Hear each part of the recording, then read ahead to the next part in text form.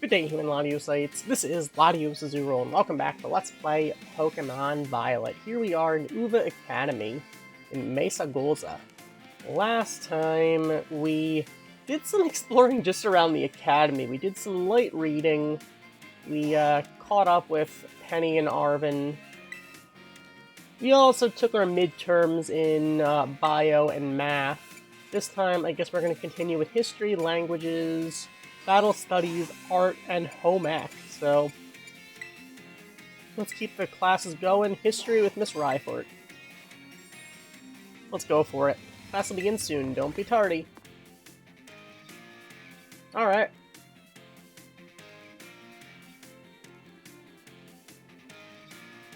To history class we go. Greetings, my little students. Whatever you did yesterday, it is now part of history. Today we'll continue to unravel the marvels that history has presented to us. As you should remember from our last class, Area Zero's great era of exploration began about 2,000 years ago. This era lasted for approximately 1,000 years, but not a single soul was able to venture all the way to the deepest reaches of Area Zero. Having poured much of its human and financial resources into the exploration of Area Zero for so long, the Paladin Empire fell into decline. 200 years later, 800 years ago, the Empire and its surrounding nations united into one entity.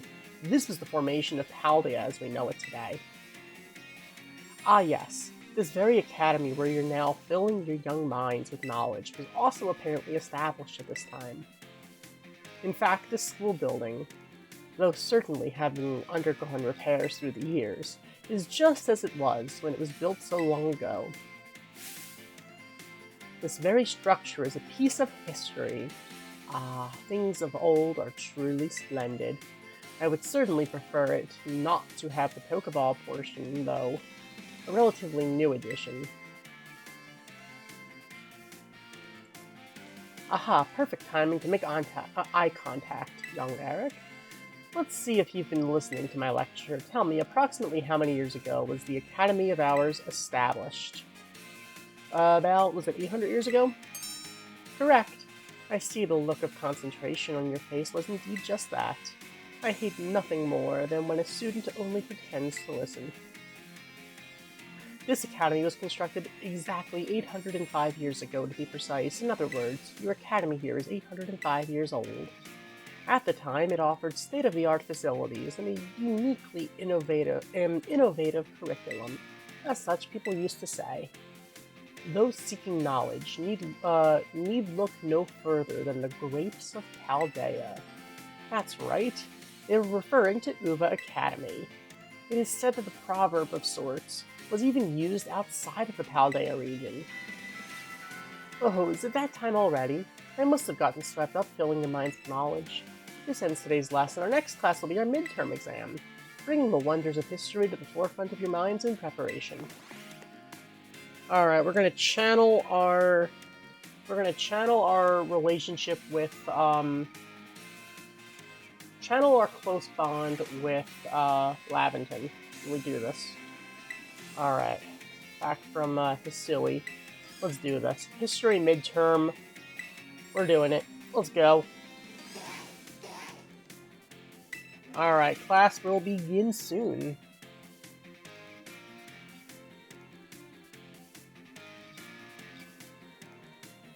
Let's do this. Greetings, my little students. It's time for our midterm examination. Summon your historical knowledge from the dark recesses of your minds, and answer the questions. What is the name of the geological formation in the center of the Paldea region? Well, it's Area Zero. I mean, the center of Paldea is not technically wrong, it's just not the name, it's the Great Crater. What was long believed to rest in the depths of Area Zero? Treasure, right? How many years ago did the Paldean Empire begin to rule this region? I believe she said 2,000 years ago? How many years ago was this academy built? 805 to be exact. Those seeking blank need look no further than the grapes of Paldea. I I believe it was knowledge, right? I think. I could be wrong. Your time is up. Put your writing utensils down. That last question was a freebie. Even the least capable of you surely padded your score there. I sincerely hope you did anyway. So ends our midterm examination. You may ask for your scores at the school's front desk.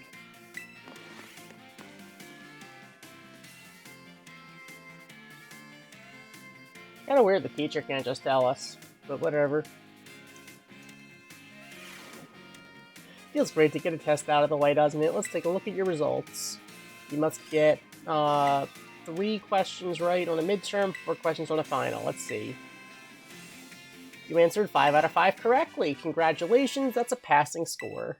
Miss Ryford asked us to give this reward to anyone who passed, so 5 small experience candies. Not a whole lot, but hey, you know, that's fine. Alright, moving right along. No, I don't want bio right now. We're taking midterms. It's midterm day. It's languages with Mr. Salvatore. Alright, let's do this. Class will begin soon.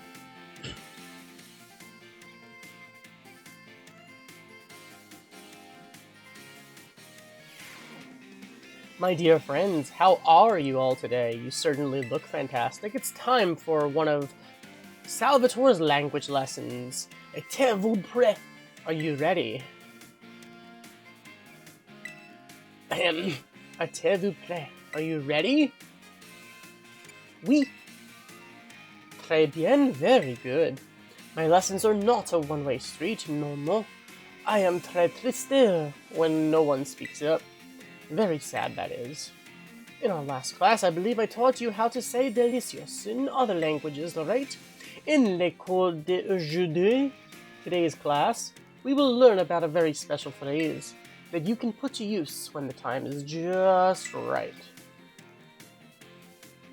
Achiteru, je t'aime, te amo. Ich lieb dich. Does anyone know what these phrases mean?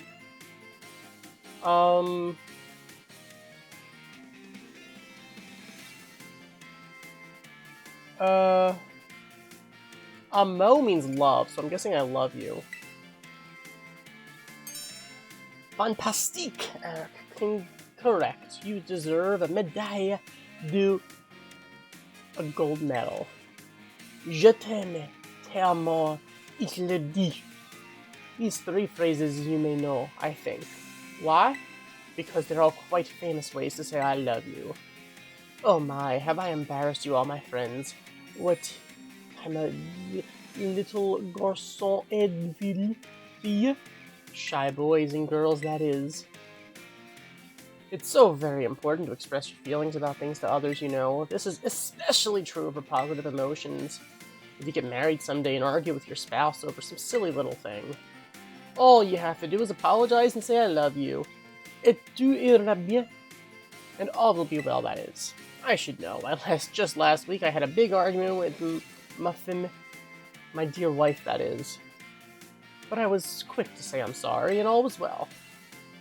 And now, apropos of nothing, let me give you all one of my wise words of advice. It's best to be quick to apologize when you have an argument with someone. That goes for your families and friends and your crushes. I know you can do it. I believe in you.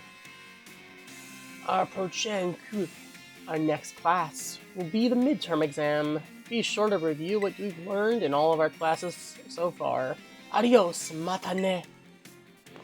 Alright, I am the worst at pronouncing stuff. I apologize. That being said, we do have the midterm, so let's go take our midterm.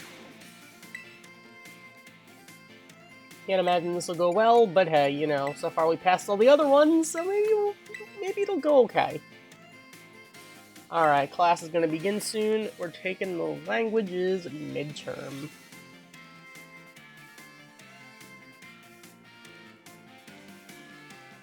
This is like the least Pokemon of Pokemon stuff. Aujourd'hui, today we will take our midterm exam. Détendez-vous. Relax, that is. Do your best. Êtes-vous prêt? Are you ready? Let's begin. Gracias, arigato, merci, and all share the same meaning, and that is thank you, correct? Which of the following means delicious? That would be this. Which of these phrases doesn't belong? Ich liebe dich, je t'aime, they all mean I love you, so not time to eat. When speaking with a person, what is the first step to smooth communication? Compliment them, get mad at them, or bury them in flattery. Oh, don't bury them in flattery, just compliment them. What is your beloved teacher's name? Theodore, Leonore, Salvatore, or Salvador? It is Salvatore. C'est fini. Time is up. Posez vos styles. Put down your pens, that is. I hope that was easy enough for you, especially that dernier question, that last question. I'm sure you all did great. Bravo, my friends. You can check your scores at the school's front desk. Alright. I would imagine that should have gone okay.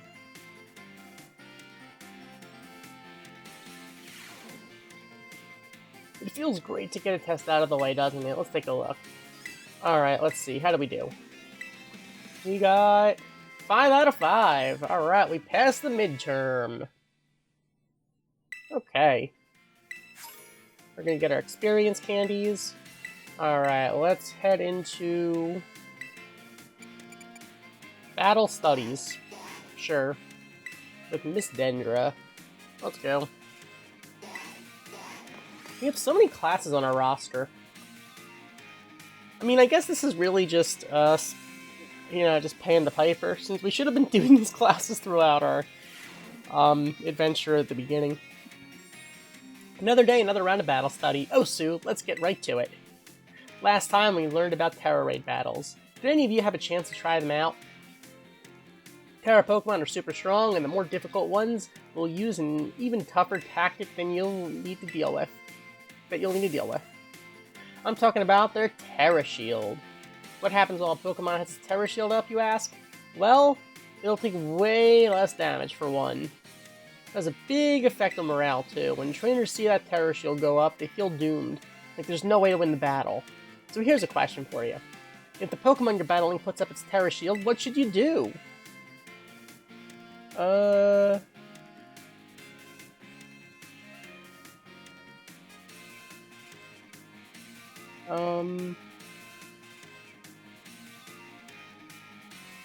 Close your eyes and give in, call your parents, or terrestrialize and attack it. Oh, definitely close your eyes and give in. That makes total sense. That's right, you're a regular Terra Raid Battle Master, aren't you, new kid? Regular attacks won't work so well against Pokemon that have a Terra Shield up, but having your Pokemon terrestrialize is an effective method to overcome that issue. A terrestrialized Pokemon will do more damage to shielded Pokemon, especially if it uses moves to match Terra type. Dealing enough damage to a Pokemon with its Terra Shield up can destroy the shield and break the Pokemon's stance. This means that it's important to properly time your terrestrializing in Terra Raid battles. In conclusion, as they say, fight fire with fire and Terra Pokemon with Terra Pokemon. Be sure to work together with your teammates to smash through your opponent's Terra Shield. Oh man, I was about to suggest we do some hands-on practice to really drive the point home, but I guess we're out of time once again. Next class will be our midterm exam. Aim for a perfect score. Oh Sue, oh Sue. Alright. Midterm time!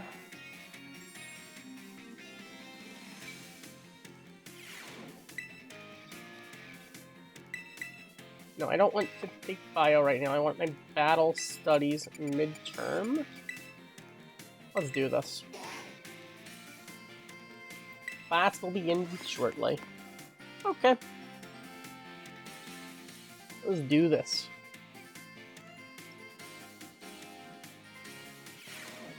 So we're in the classroom, of course.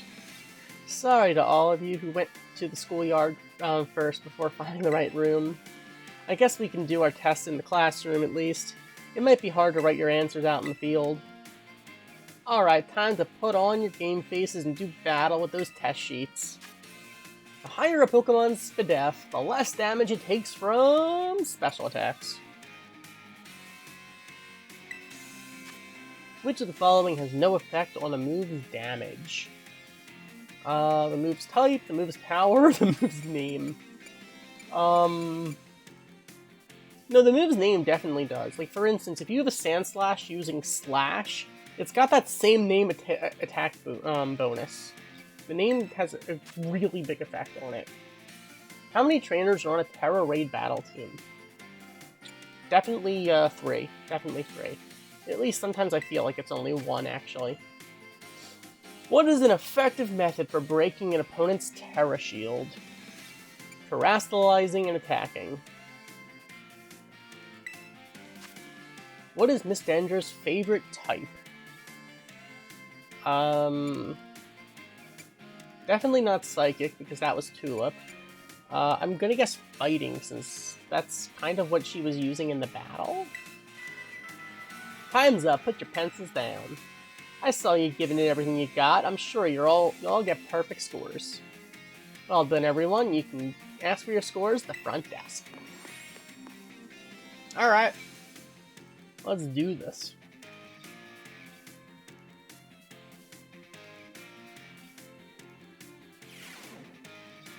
Let's get our results. Show me the 5 out of 5.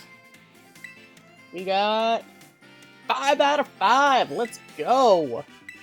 We passed and we're getting some candy. Cool. Alright.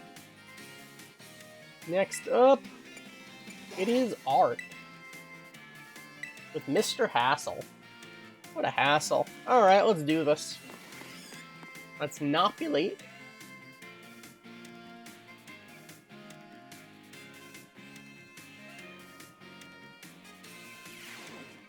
Alright. Hello class, it is I, Hassel, yet again. I've been told that my precious lecture about the terrestrial phenomenon was well received. Thank you all for your kind words.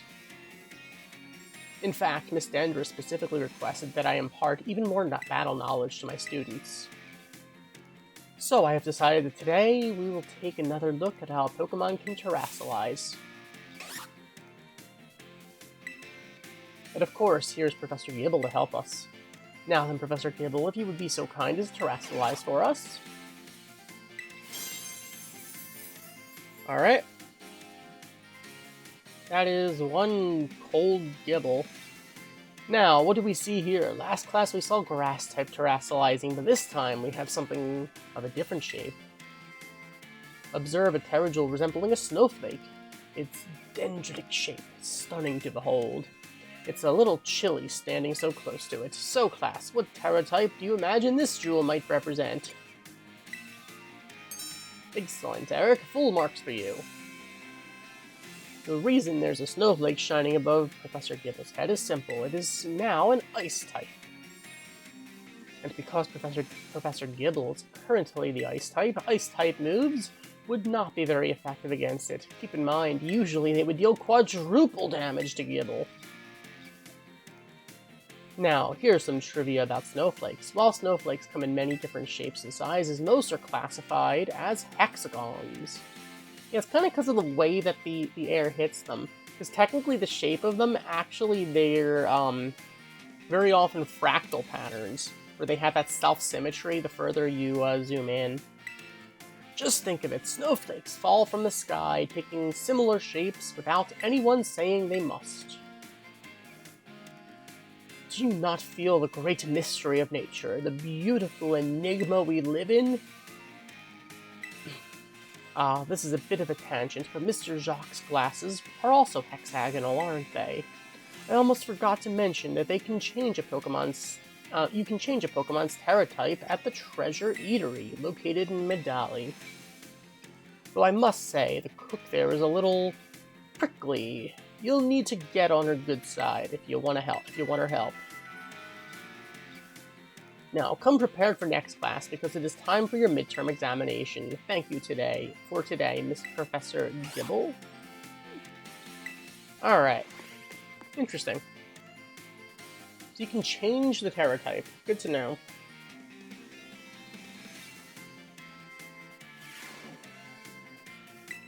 Alright. Good evening. Let's go take our art midterm. Class will begin soon. Don't be late. Alright, let's not be late.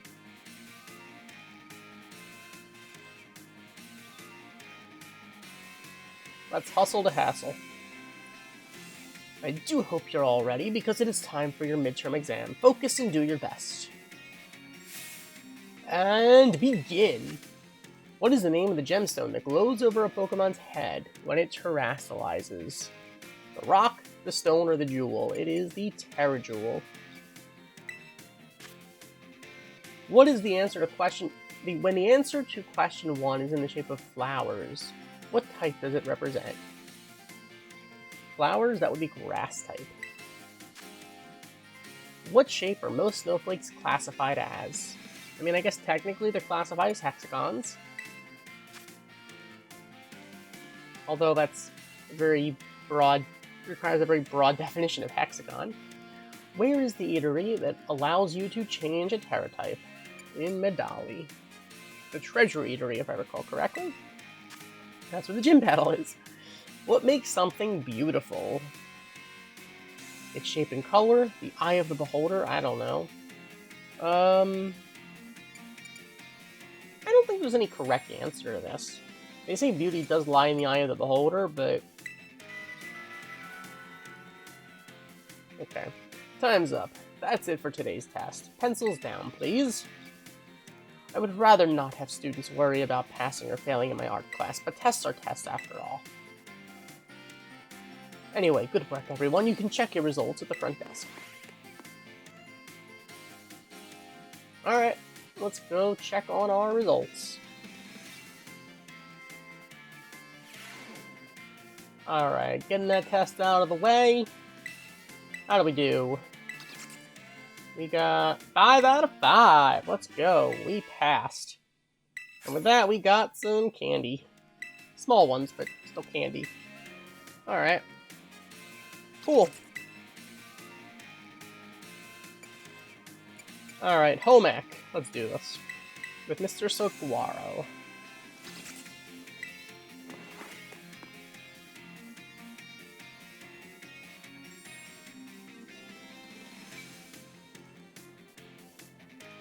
Alright, here we are. Put away your phones, it's time to begin class. In my last class, I taught about HP restoration. However, after class, I was asked by several of you about power points, commonly known as PP. When a Pokemon loses all of its HP, it faints and can no longer battle. What then happens to a Pokemon when it loses all of its PP? Can't use moves? Perfectly correct, Master Eric. Perhaps you know this from first-hand experience. I mean, yeah, PP stalling is a thing, actually. It's actually a legitimate strat in certain like, especially in like a hardcore Nuzlocke. You really know what you're doing. When a Pokemon runs out of PP, it can no longer use its moves, so it's going to start struggling. However, each move has its own store of PP, so you can mitigate PP loss by using a variety of moves rather than just one move repeatedly. If a Pokemon loses all PP for all of its moves, it will only be able to use Struggle, an action that also damages the Pokemon that uses it. In order to avoid this predicament, PP can be restored at Pokemon centers along with HP. Items such as Ethers and Max Ethers can also be used to restore PP. Be careful not to confuse potions with Ethers in the heat of battle. However, Ethers are not sold at shops, so you should use them judiciously, if you find them. The stronger the move, the lower its maximum PP. Do not waste uses of these moves unless you wish to quickly run out of PP. It's important to find balance in a Pokemon set of moves. As you can see, HP isn't the only thing you must keep an eye on while adventuring with Pokemon. I hope that you will take care to ensure that your partner Pokemon can perform at their best as you engage in the treasure hunt. Our time together has come to an end today. Our next meeting will be an examination day. Be sure to review well in preparation.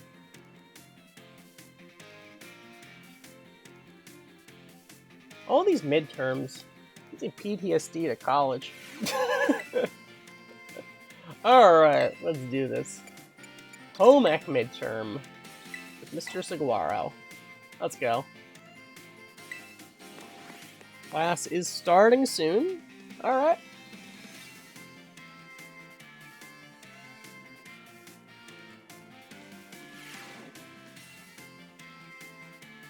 The time has come to test how well you all have learned here in my class.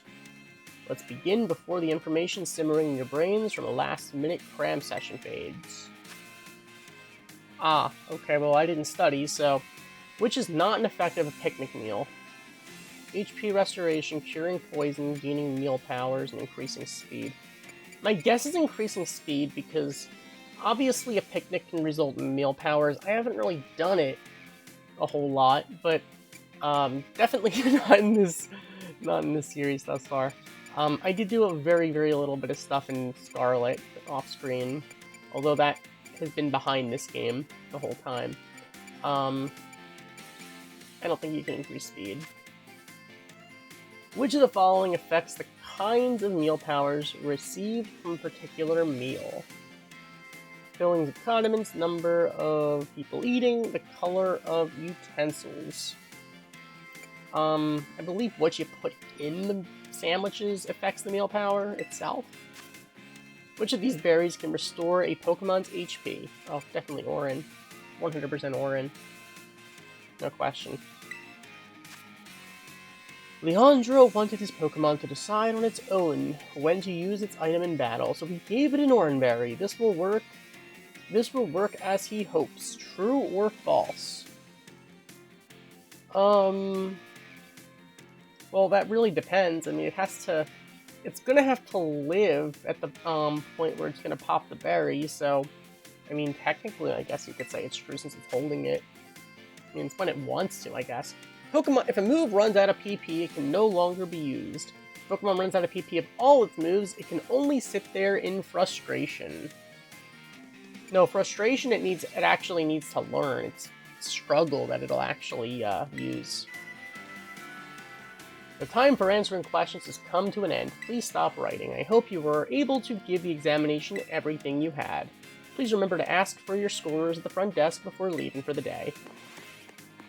Alright. I will say this one, some of these midterm questions do require a little bit of thinking. Alright, let's see. How do we do? On Home Ec, 5 out of 5. Let's go. We passed. We passed all our midterms. Let's go. This is a party.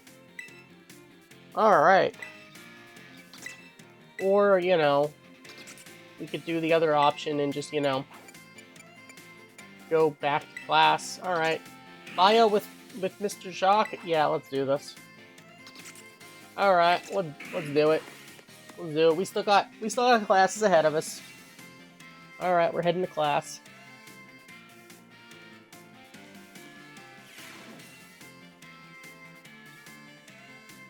Hello, hello. I hope everyone's ready to learn some new things today. You all did really great on the midterm exam. Thanks for answering my little question at the end, too. I'll be sure to keep your responses in mind. Alright, we're now heading into the last half of our classes together. It's time for our knowledge to evolve and grow, just like our Pokemon. Evolution. Yep, haha, evolution. Today we're going to learn about the fascinating phenomenon of Pokemon evolution. As your Pokemon battle and level up, they learn moves and get stronger. And for some Pokemon, once they've leveled up enough, their appearance changes and their stats increase, sometimes by a lot. That's Pokemon evolution. Pokemon become very strong when they evolve, making them trusty partners in battle. But some people prefer to keep their Pokemon in their adorable pre-evolve states. To do this, you just need to remember a certain button when your Pokemon begins to evolve. Say it with me, everyone! To cancel evolution, press the Everstone! No, the C button, definitely. Definitely the C button. That's right, everyone. B for best answer. The button you need when you want to stop a Pokemon from evolving is the B button. If you press the button soon after a Pokemon begins to evolve, you can stop it from changing. You can also let the Pokemon hold an item known as the Everstone to keep it from evolving. And keep in mind that the requirements for evolution differ from Pokemon to Pokemon. Some may evolve by having certain items such as a Firestone or Thunderstone used on them. True, but not if they're holding an Everstone. Others may have to learn a specific move or defeat a specific Pokemon in battle to evolve. The way Primeape evolves into Annihilape is especially strange. You see, there's a certain move that... Whoops, sorry, it looks like we're out of time. Guess we'll have to end class there today. Thank you for all of the attention. I know. I'm definitely a big Everstone user. Like, even in Sword, I literally gave my Cubfu an Everstone because I didn't know if the evolution into Urshifu was like a scripted thing. I didn't know you could just, choose not to evolve it because you had to touch the scroll. But the cool thing is, did you know there's actually a special piece of dialogue that's there if your Cubfu is holding an Everstone? There is. Alright, let's go take more bio. Sure, why not?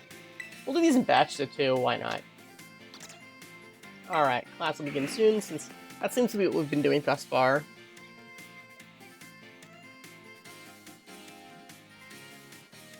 We're gonna fill our minds with bio. Hello, I hope everyone's ready to learn some new things today. Before we get going, do you all remember the final question from our midterm exam? Well, Director Clefel found out about it somehow, and I got yelled at. Whoops. Apparently he could tell I was hiding something just by looking at me. He must have noticed all the color flush right out from my face. Haha. Speaking of color, today I'd like to teach you all about colors as they pertain to Pokemon. Some Pokemon have slightly different coloration or patterning on their bodies based on their gender or individual differences. In very rare cases, a Pokemon may have wildly different coloration compared to others of the same species. Oh, shiny Pokemon. We call these specimens shiny Pokemon. It is quite rare to cross paths with one. Does anyone here know what the likelihood of finding a shiny Pokemon is? It's like 1 in 4,096. 1 in 4,000. Well, that's right. You may have the makings of a Pokemon Professor error. Yeah, 1 in 4,000 is like the 2% error, though. Shiny Pokemon appear at a rate of 1 in 4,000. Isn't that amazing? Yeah, it's like 1 in 4,096. Once again, it'd be nice if it was 1 in 4,000 instead. You get that's like 2% error. The probability of encountering one in the wild is the same as hatching one from an egg, too. Eggs from a pair of Pokemon raised around different languages are a special case. There's a higher than average chance that a shiny Pokemon will hatch from these eggs, but we haven't been able to figure out why that is just yet. Perhaps you should ask Shinichi Masuda. I've also heard rumors of a charm that increases your likelihood of finding shiny Pokemon when you have it in your bag. Can you believe that? This claim can't be scientifically verified, but it sure would be fun to see if it were true. Fill up your Pokedex and maybe you'll get one. Whoops, there's the bell. That's all for today. Thank you for your attention. Oh, is he the one that gives the shiny charm? It would make sense since, he is the one that gives us the Pokedex.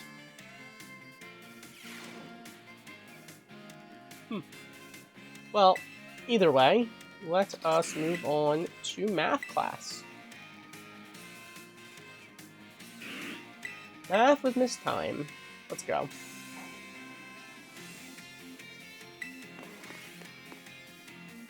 It is time for math.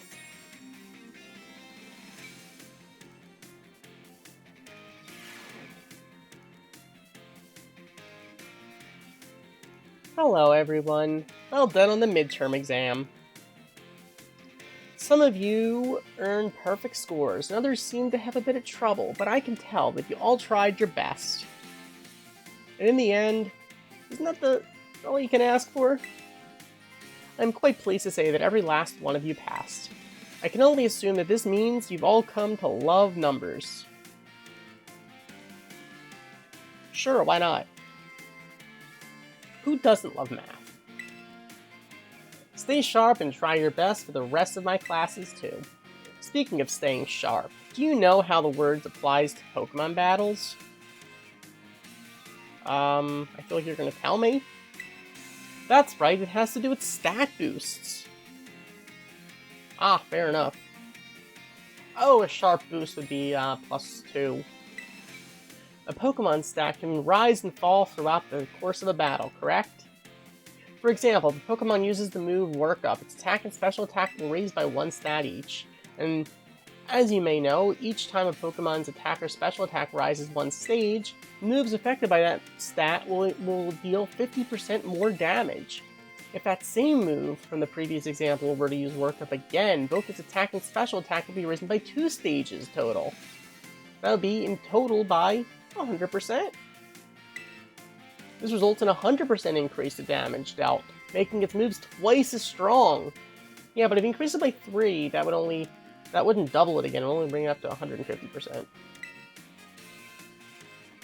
Swords Dance, on the other hand, boosts attack by 2 stages at once, allowing the Pokemon to deal double damage after just a single use. Using Swords Dance twice would boost the Pokemon's attack stat by 4 stages. How much more damage would this Pokemon deal? So in this case, then, it would deal triple damage.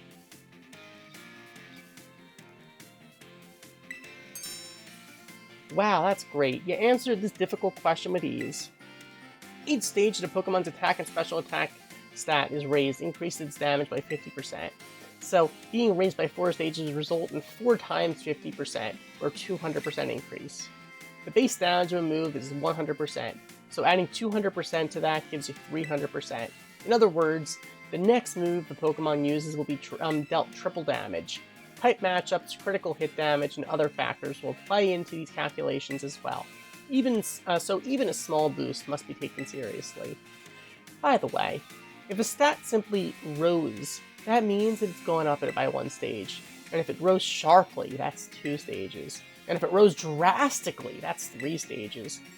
Just so you know, X attack and X special items, which can only be used in battle, can be used to sharply boost those respective stats. Oh my, is that the bell? I suppose that's all for today for now.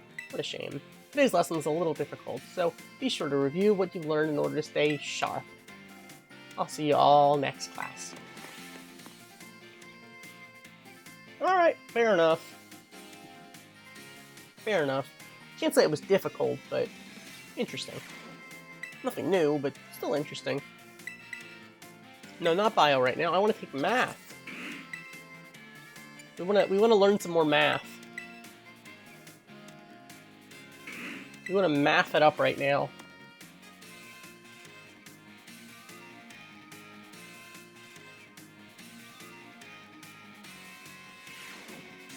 Alright. Hello everyone, let's have a fun class today.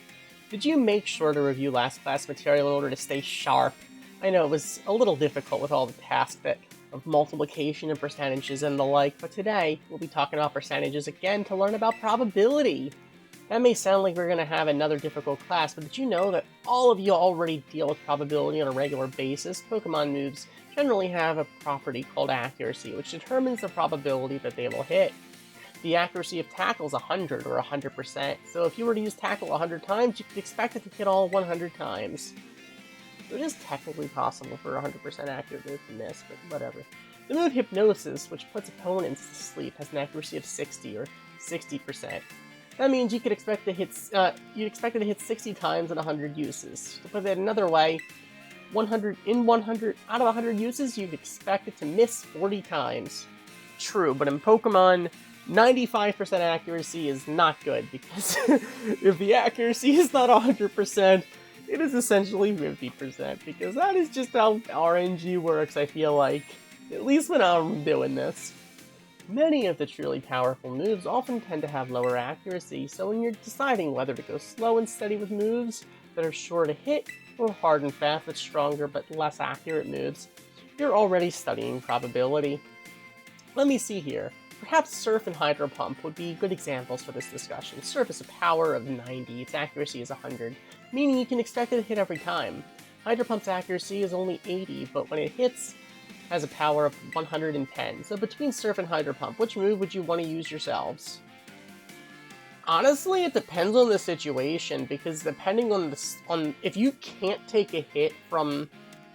If you can't take the hit that the opponent's going to dish out, but you outspeed, and based on the calcs, the 80 base power from Surf isn't enough, then Hydro Pump is the better bet.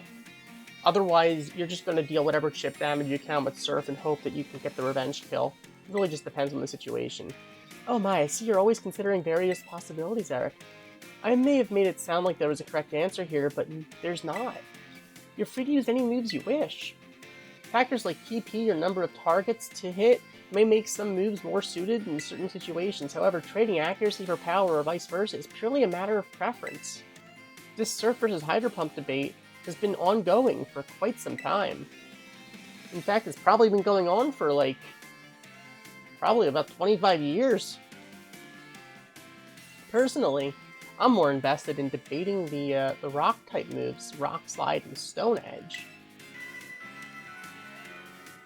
Let me tell you, I get really worked up about those moves, but oh my, there's the bell. What a shame. Next class will be the last one, the last for our time together, so show up 100% ready to go. Alright, so there is only, I guess, 6 classes before the final. Alright, I think today I want to get through all of the penultimate classes then. And then we'll just leave it for the final, with the last class in the finals. Alright, so History with Miss Ryford. Let's go.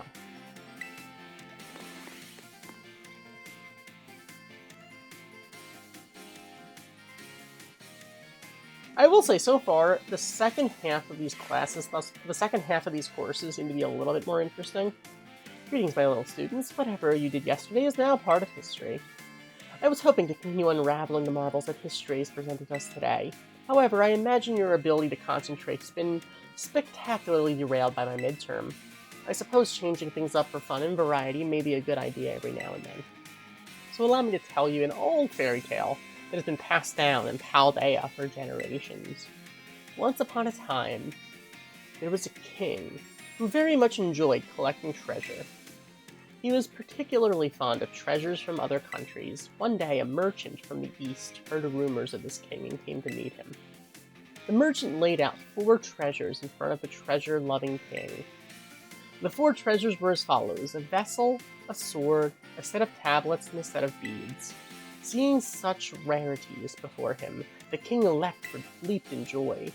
He showered the merchant with gold coins and claimed all 4 of the treasures for himself. Aha, perfect timing to make eye contact, young Eric. Answer me this. I said that one of the treasures was a set of tablets. What do you think these tablets were? Wooden planks for writing on? Handheld electronic devices, or medicine you can chew? I would assume the former. Correct, the daily pursuit of knowledge serves you well. These particular tablets were wooden and used as a writing medium in the East in ancient times. As you may know, they fell out of popular use as paper became more universally available. For the king to consider these paper substitutes treasures, they must have been of superb quality. That, or perhaps they had some amazingly profound teachings written on them. So the king obtained these 4 treasures, and on that very night, it is said that a terrible disaster rained down upon his castle, reducing it to rubble by dawn. Oh, is that the time already? I wasn't done with the story, but alas, so ends today's lesson. If you're interested in how the story ends, you may come see me outside class hours. Oh, okay, so we can actually get more information from her. Probably should, actually. But for now, we're going to get into the next class. Alright. History 5. Let's go.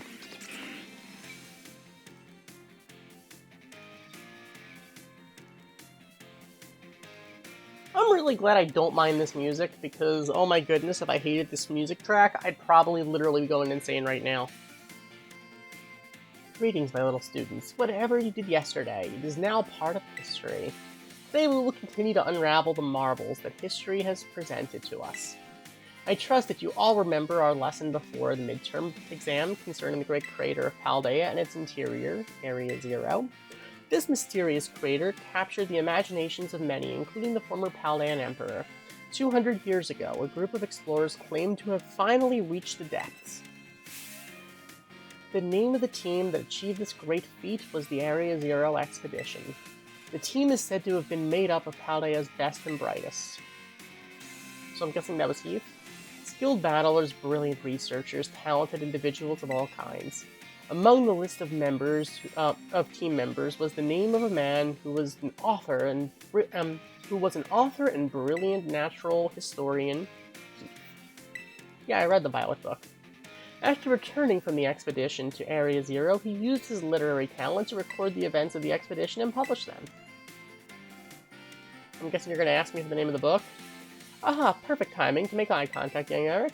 Let's see if you were paying attention. What was the name of the team that first made it to the deepest reaches of the Great Crater? Really? That's what you're asking me? That was the Area 0 expedition, right? The Survey Corps. No, that was in Hisui. Correct. To pick up on and remember the term, I simply slipped into the flow of the lecture. You really are quite the clever one. The correct name for the team was the Area 0 Expedition. The record of their activities, written by the expedition member Heath, can be found in bookstores and the like, even today. This record is now known as the Violet Book. At the time, the entire region of Paldea was absolutely buzzing about Area 0. The Violet Book was so popular that practically everyone had a copy. However, the book itself was full of fantastical descriptions and illustrations of things that could never be thought of as real. The masses began to call Heath a liar. Even the truth of the expedition making it to the bottom of the crater was called into question. The Violet Book was condemned to the shelves of used bookstores as just another book of wild paranormal stories. There's a copy on one of the bookshelves on the ground floor of the entrance hall. Feel free to have a read if you're interested.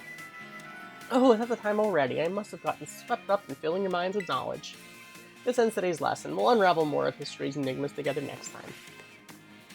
Alright. You know what? That is fair. The last couple lessons so far in these classes have gauged my interest more. So, kudos. Kudos scaffolding it at the very least. Okay. Languages of Mr. Salvatore.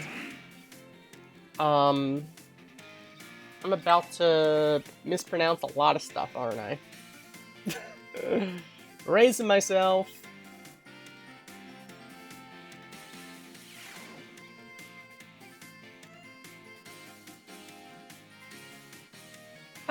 How did you like the midterm exam? You all did really great. We're halfway there, and now time for another lesson. Êtes-vous prêt? Are you ready?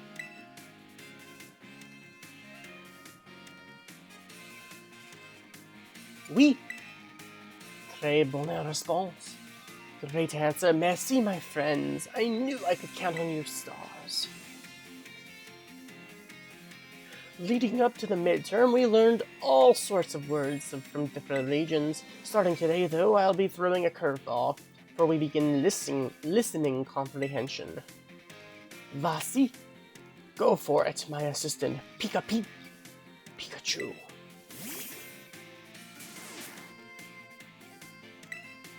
As you just heard, Pokemon can also use words to communicate. It's not always easy for us to understand them, but their words have meaning, just as ours do.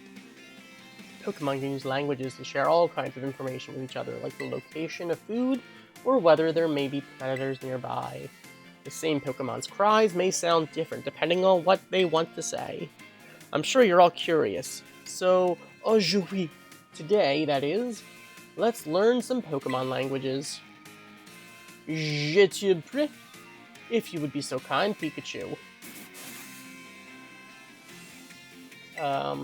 What emotion do you suppose Pikachu is trying to convey just now? I have no idea. I'm just gonna pick a random one and just hope for the best. You know, I'm just gonna guess anger. I have no idea. Marvelous. Correct. I guess we should call you Professor. Oh, did it not matter which one we picked? I have no idea. When Pikachu says... Pika! It's using its angry voice. That's right. I had my little Pikachu friend here pretend to be angry for us. Don't you think you did a great job? Give Pikachu a round of applause, everyone. Pikachu the Thespian. The same Pokemon can even communicate its feelings in many different ways. Their voices change depending on their mood and physical condition. Try listening more carefully to Pokemon, you might gain a deeper understanding of them. That having been said, Pokemon are quite mysterious creatures. Some actually don't communicate with words at all, but instead use things like electromagnetic or ultrasonic waves. Some even use telepathy.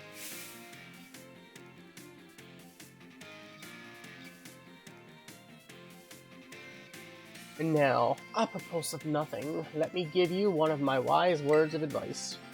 If you poke at your Pokemon too many times while washing them during picnics, they'll get mad at you like Pikachu just demonstrated.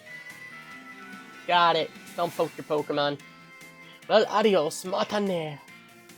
A la prochaine. See you later, everyone. Alright.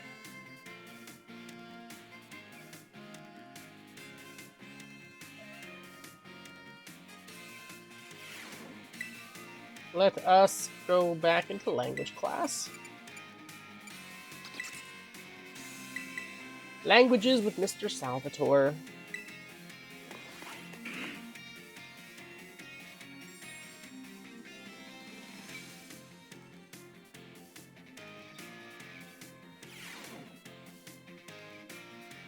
My dear friends, how are you all today? I hope you are doing marvelously well.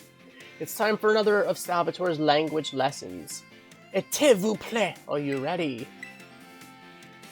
I would expect no less from my excellent friends. Even your replies to my question are excellent. Aujourd'hui, today, we will once again be focusing on listening. Vas-y, go! Go for it, my assistant Pikachu. As you may remember from our last class, the same Pokemon's cries may sound different depending on what the Pokemon wants to say. Aujourd'hui, today, that is, we will be learning more about the languages used by Pokemon.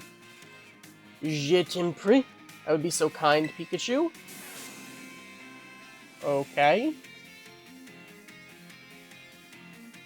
Pika? That sounds a little bleak, doesn't it? Its voice seems a little lower pitched, too. What emotion do you suppose Pikachu's trying to convey? If it's bleak? Surprise, then? Or, no, sadness. That would be bleakness. Ding, ding, ding. That's right, Eric. Fantastique. When Pikachu says... Pika... It's expressing sadness. Kind of makes you want to cry, doesn't it? That's right. I had my little Pikachu cry as if it was crying. Haha. Funny joke, right? Don't you think you did a great job? Give Pikachu a round of applause, everyone. Good Pikachu. And now, apropos of nothing, let me give you one of my wise words of advice. If you hear one of your Pokemon making sad noises like this one, you should treat them with even more kindness than usual. Well, you probably already knew that, though. Piece of cake for you all, I'm sure. Of course, this goes for your classmates and others as well. Friends should support each other in times of sadness. I truly hope that you can all have smiles on your faces. All of the time, my friends. Our prochaine next lesson, that is, will be our final lesson together. I hope you're ready for the climactic finale. Adios, matane! Alright. get ready for the final class of languages. Alright, but first we have, like, a few other, like, classes. So, battle with Miss Dendra. As long as we don't have to go through that ESP training again. Oh my god. Alright.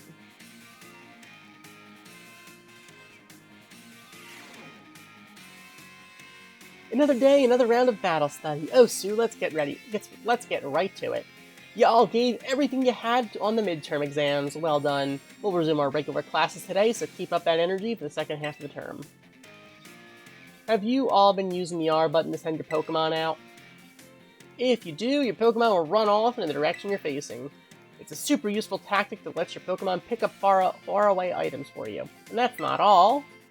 If there's a wild Pokemon near where you sent your Pokemon, they'll start battling each other. We call these battles auto battles.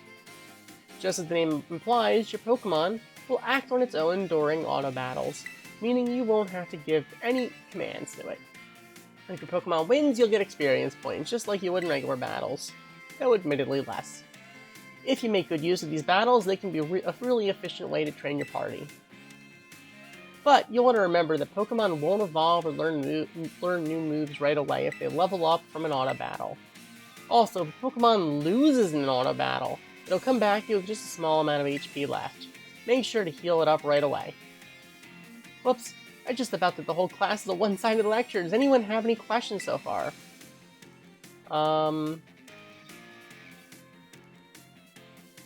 I catch a wild Pokemon? Nah, this isn't Hisui.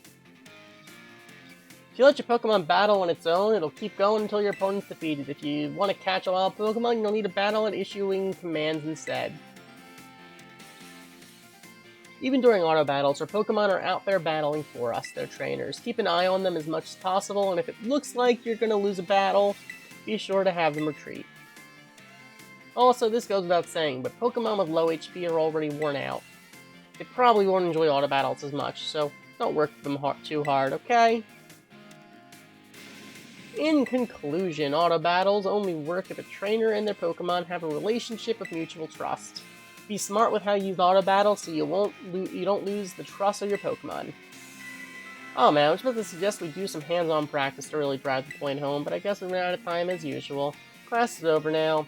Take care, you little rascals.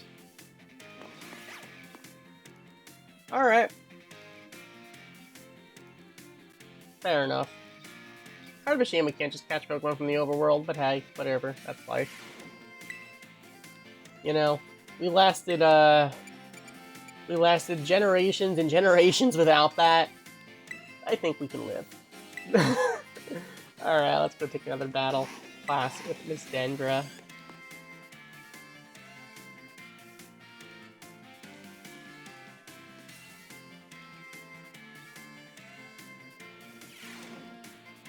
Alright. Another day, another round of battle study. Oh, Sue, let's get right to it. I hope you gave auto battles a shot like we talked about last class. Making good use of auto battles will let you train up a bunch of different Pokemon. It's also an efficient way to gather the Pokemon materials you need to make TMs at TM machines. Speaking of which, have you all been using the TM machines? I sure hope so, because it's pop quiz time. To create TMs, you need Pokemon materials and one other thing. Anyone remember what that is? Leak points. Looks like you're already a TM machine pro, new kid. The correct answer is leak points, or LP for short. You can give LP and Pokemon materials with TM machine to create TMs, but that's not all. You can also exchange Pokemon materials at a TM machine to get LP. I recently heard about some shady individuals getting LP illegally using a technique called hacking, or something like that. I don't want any of you to get involved in bad stuff like that. Got it? Anyway, you can also add TMs if you want to add to your watch list. This will make you keep an eye on the materials you need to gather. In conclusion, in order to make TMs, you need Pokemon materials, and if you want to get hold of lots of materials, you'll have to battle all kinds of Pokemon. Oh man, I was just about to suggest we do some hands-on practice to really drive the point home. I guess we're never gonna have the time. Class is over for now. Take care, you little rascals. Alright. So, okay. Fair enough.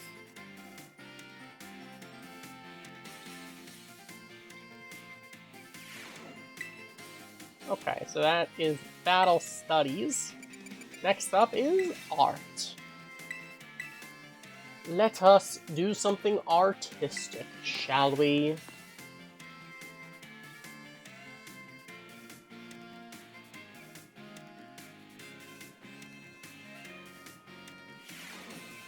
Hello, class. It is I, Hassel, yet again.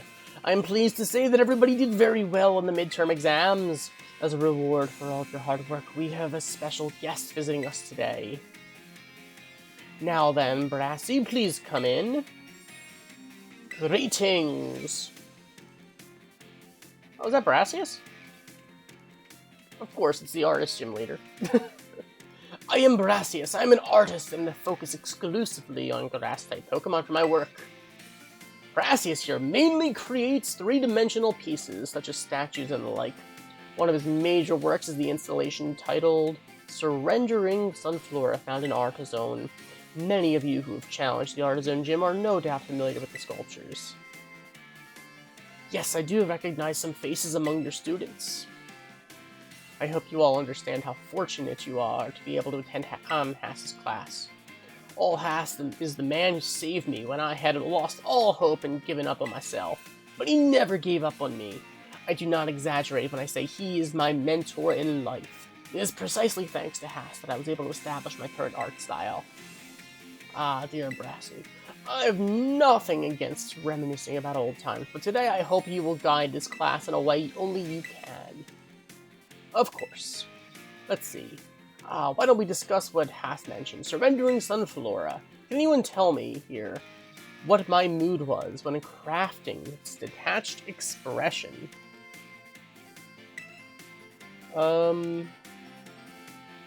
Surrendering?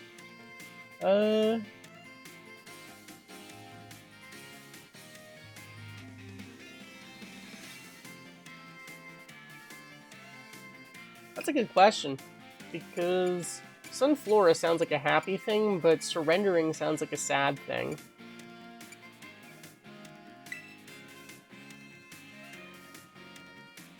No, completely and utterly wrong. When I made that sculpture, I had surrendered all hope. I was prepared to give up everything. I had resolved to give up my life as an artist as if the piece did not receive proper recognition. Hence the name Surrendering Sunflora? It's exactly it, Hass. When I started out as an artist, I experienced many hardships. I even became deathly ill and fell into a slump that drove me into desperation. I began worrying only about what would sell. I was concerned only with the fame and fortune. But all of my pieces during this time had no depth. They were all shallow trash. It was then that I met Hass. He helped me realize how petty I was being. I'll spare you details, but in the end, I was able to leave all that behind. That is also when I crafted the Sunflora. Remarkable, even I did not know the full story until now. This kind of thing is hard to tell someone, especially when they're so close to you. Now, I don't doubt that you adolescents will often find your heads crowded with worries. My advice is to you is simple. Be honest with yourselves and do whatever your heart desires, so long as you don't cause trouble, that is. That is all from me. I must admit that I'm beginning to feel a bit embarrassed, so I bid you farewell, Hass. And farewell to your pupils as well. Oh, Brassy, I can't believe it. Such a wonderful class. Thank you so much.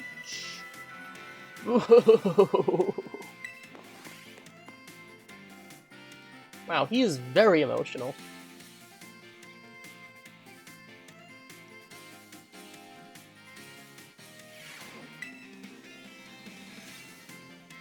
Well, let's go take art class again.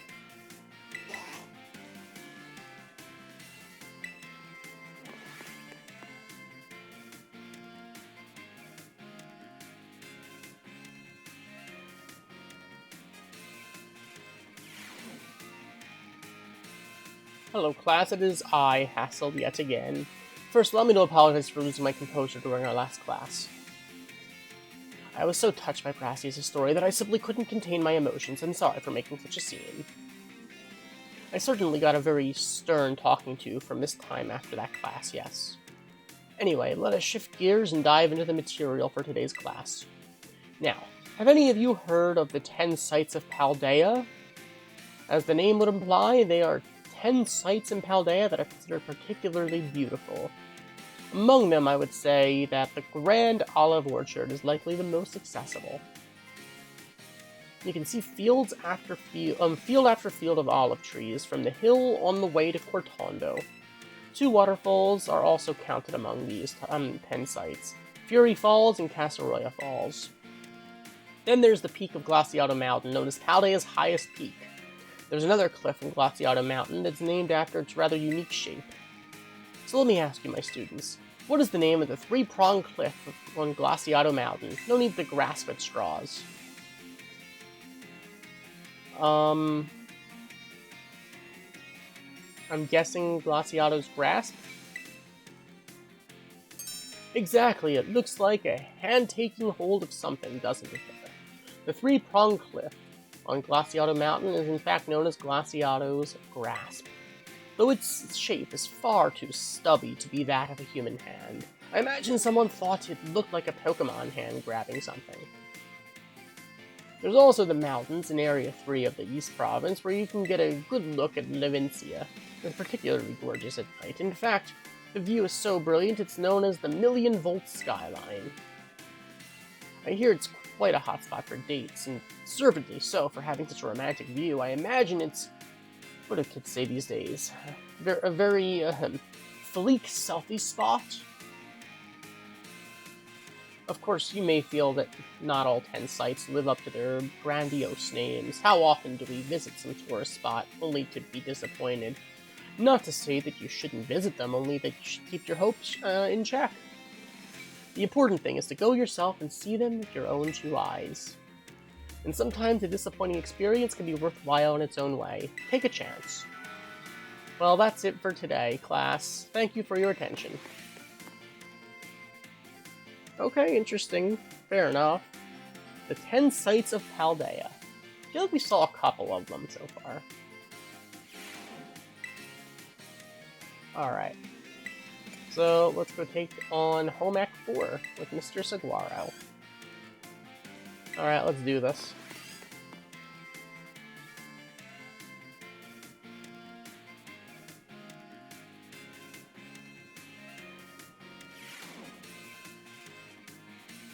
Put away your phones, it's time for class to begin. Though some of you had to retake the midterm exam multiple times, I'm glad to say that the majority of the class passed without issue. I feel honored to see that the knowledge and skills indispensable for daily life have taken root in all of you. I trust that you will all work just as hard in your life skills in the second half of our course as well. Let us now pay our attention to the topic of the day, which was inspired by a question that I received on the subject of meal powers. The student who asked this question is a young man who enjoys the culinary arts.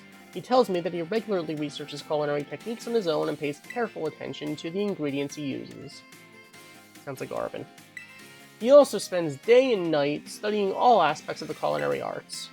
Yet, despite this, he is baffled by his inability to increase the effectiveness of his meal powers. So tell me, Master Eric, since you did quite well in your midterm exam, what should this young man do to increase the effectiveness of his meal powers? Make with other people?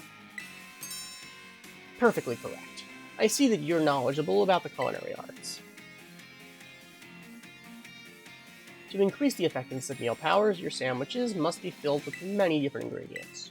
For a single person, this may prove difficult, but if you prepare a sandwich with others, you will be able to handle a larger serving of bread.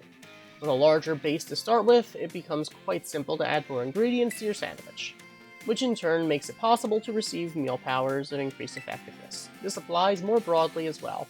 In dealing with a difficult issue, working with others to solve that issue may be the best course of action. I am sure that Arvin will likewise work with friends to craft his sandwiches in the future. Yeah, it's Arvin.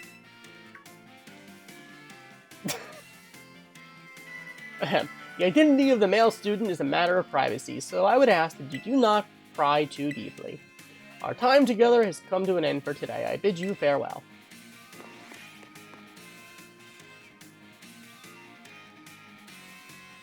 Fair enough.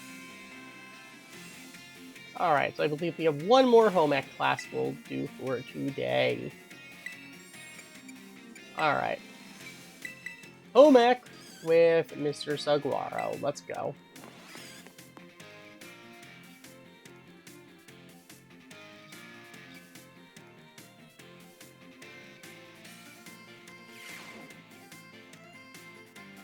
Put away your phones, it's time for class to begin. Or while you're out performing fieldwork with one of your Pokemon walking alongside you, have you ever noticed changes in its coloration?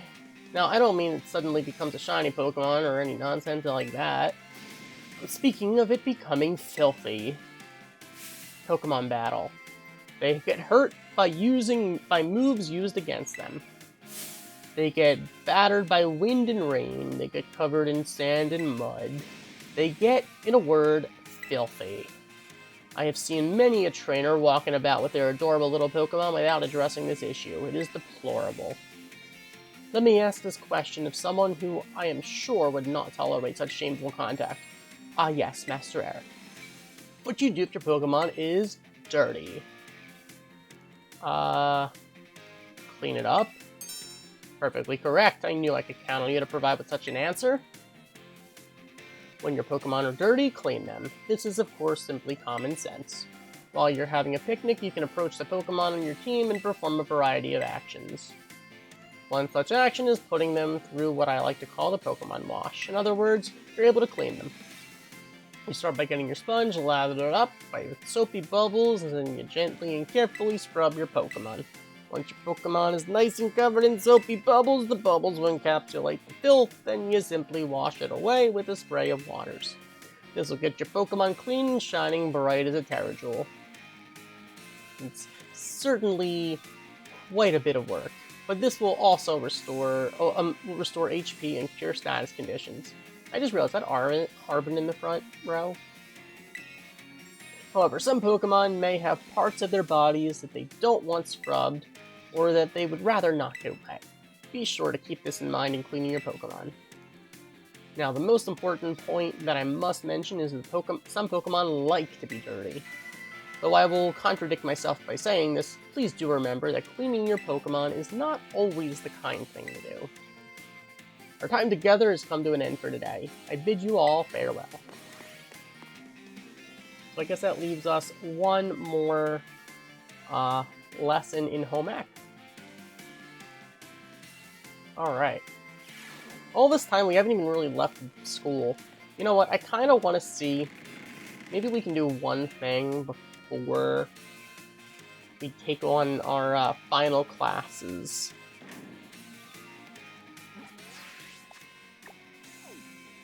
Because this feels kind of... No, I don't want all that. Alright, let's... Ooh, why don't we do a raid?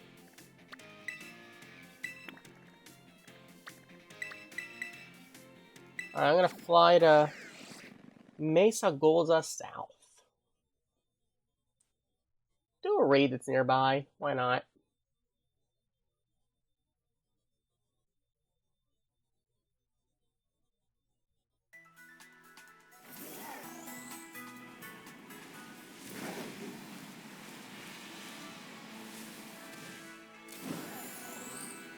Might as well do some kind of battling of some sort.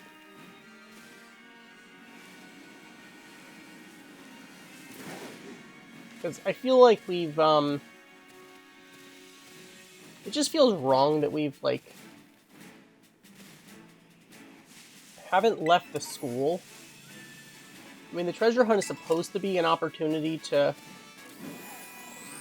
learn in the field. And I feel like we sort of just ditched that entirely, so... Okay, let's take a look. This is a level 5 Delibird grade. Oh dear.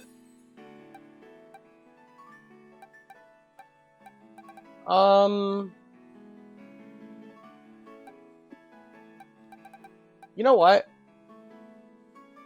I think I have an answer.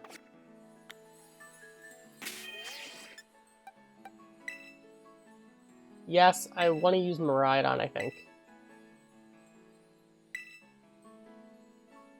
Okay, I'm going to temporarily box... I think I'm going to temporarily box Jeffrey. Here we go. Alright, Miraidon. You're going to get an opportunity to do some battling.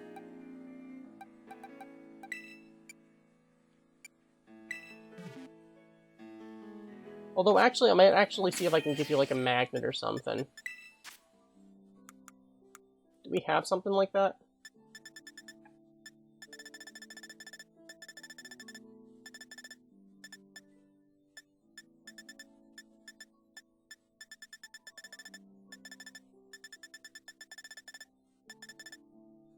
Do we not have, like, a magnet? Leftovers, Saw Sand, Hardstone, Miracles.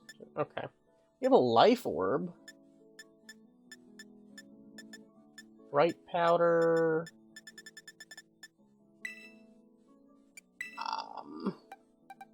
I might regret this, but... Alright.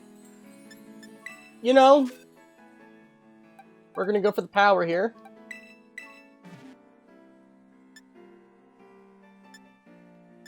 Alright, let's see what happens. Let's go.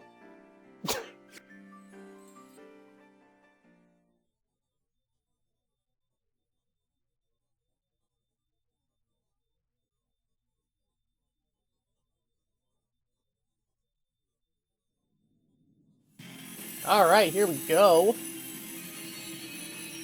It is a Water Terra Delibird.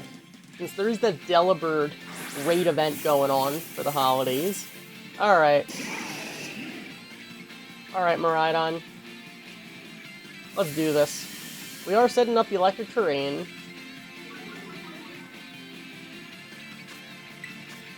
Okay, let's Electro Drift this thing. We do have the Life Orb boost as well. So Stab plus the plus Life Orb. We are taking damage though, which kind of sucks, but when it comes to time... Oh, that's not good. I just realized we're using a dragon against an ice type. Well, a base ice type. You're probably gonna set up a wall now, aren't you? I can't Terra anyway.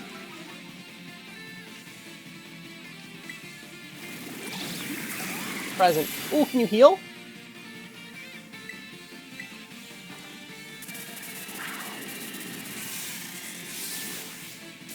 I mean, at least the electric moves are powered up right now. Maybe the, hopefully the Arcanine has, like, Wild Charge or something. Okay, can we Terra, please? Alright, Terrastalize. Remove negative effects.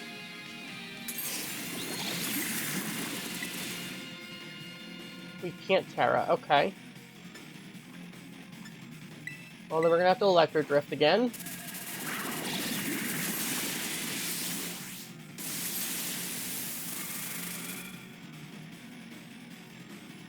I'd appreciate if we could, you know, Terra. Okay, you know what? I'm gonna actually heal up.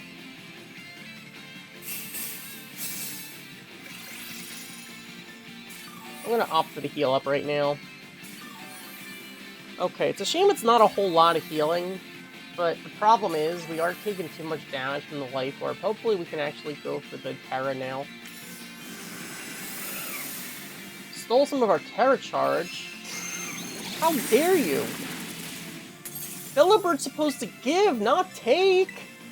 Come on!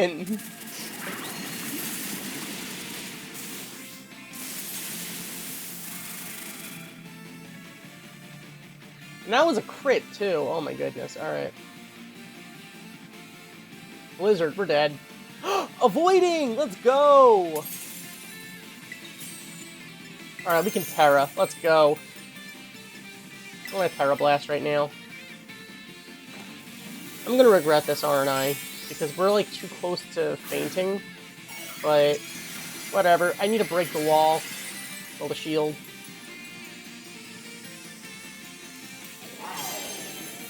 Alright, Miraidon. Let's do this. Terra Blast. Break that shield.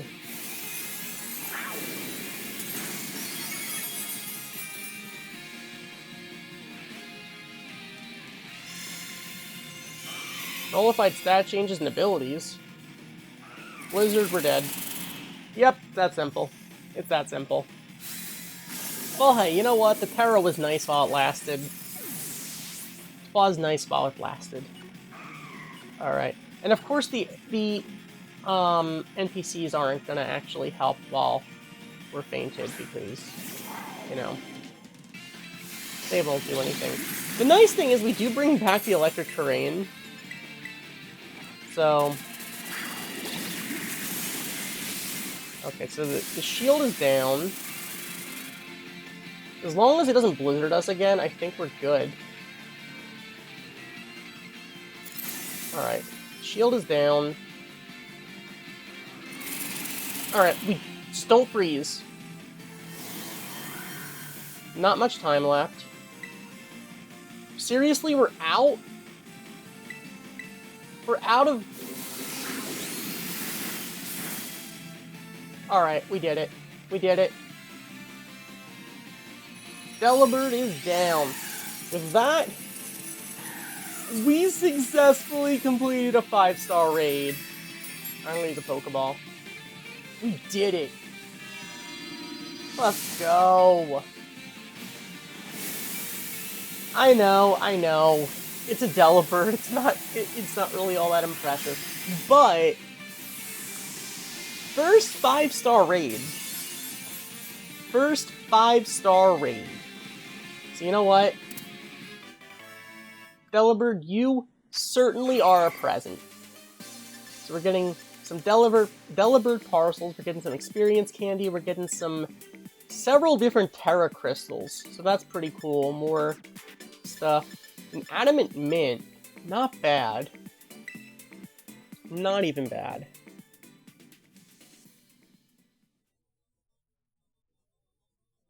So, this seems like an opportunity to get some decent items, actually, this event. And they're not, like, that difficult of raids overall. So... Ooh. Lonely Nature. That's actually not bad, although you do have Blizzard, which an Air Slash, so you're more, I guess, a special attacker, but, I mean, you can always change your moveset. Also, you're a Water Terra, so you're basically... You're a Delibird that thinks you're a, that thinks you're an Iron Bundle. I actually kind of love that. Alright. That being said, I do want to actually add... I'm going to put away the held item. And I'm going to put Joffrey back on the team. Wait a minute, I can't... Do I have to... So I have to actually do that. Weird. Come to think of it, that is... I think we just caught our second highest level Pokemon. Like, straight up. If you don't count Bread, that's our highest level Pokemon. Huh. Interesting. Well...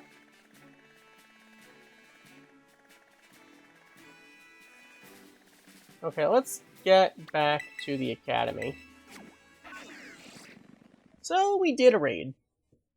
We did something outside the school walls. Albeit an event raid, but a level 5 raid. Well, 5-star raid. So, you know, that's pretty cool. Alright, let's head back into the school.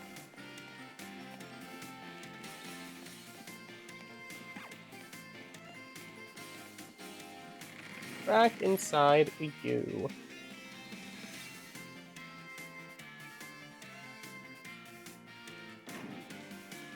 So, on that note, we still have a couple classes to go. So we're gonna want to finish those classes, I guess next time. So, thank you for watching. As always, like, comment, and subscribe, and I'll see you guys next time when I guess we take our final classes here at the UVA Academy here in Pokemon Violet. Goodbye.